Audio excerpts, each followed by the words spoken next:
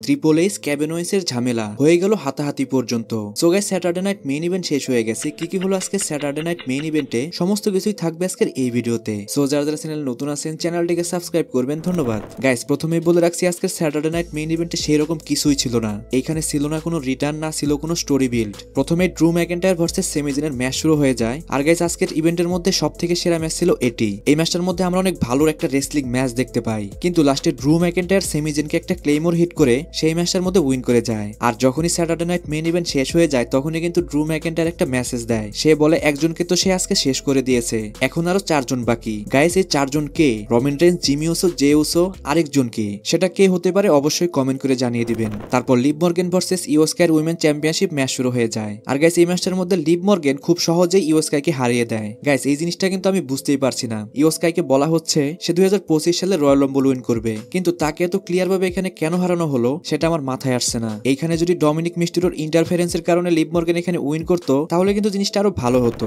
তারপর Gunther, ড্যানিয়াম priest এবং ফিন বেলারের world heavyweight championship match শুরু হয়ে যায়। আর গাইস, এই ম্যাচটাও কিন্তু অনেক ভালোই ছিল, কিন্তু এই ম্যাচটার মধ্যে সবাই আশা করেছিল ফিন বেলারকে নিয়ে। কিন্তু গাইস, হতাশ করার বিষয় হলো এইখানে কিন্তু গুন্থার ফিন বেলারকে পিন করে এই ম্যাচটার মধ্যে উইন করে যায়। গাইস, আমি পার্সোনালি ফিন বেলারকে নিয়ে অনেক হতাশ। আমার তো এখন পার্সোনালি মনে হয় ফিন বেলারকে ডাব্লিউডাব্লিউই থেকে এখন অন্য কোম্পানির দিকে যাওয়া উচিত। যাই হোক গাইস, এই ম্যাচটাও কিন্তু অনেক ভালোই ছিল।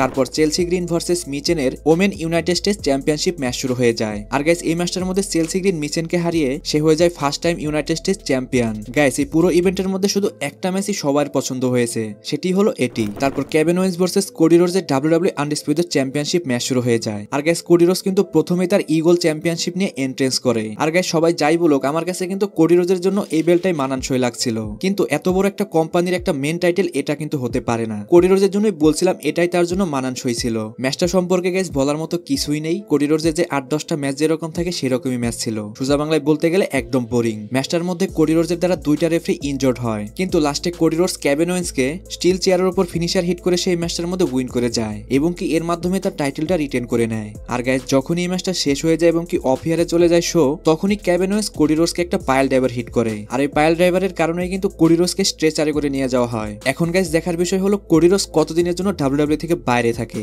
কারণ র্যান্ডি অর্টনও কিন্তু এক পাইল ড্রাইভার খেয়ে অনেকদিন ধরে ডাব্লিউডাব্লিউর বাইরে রয়েছে।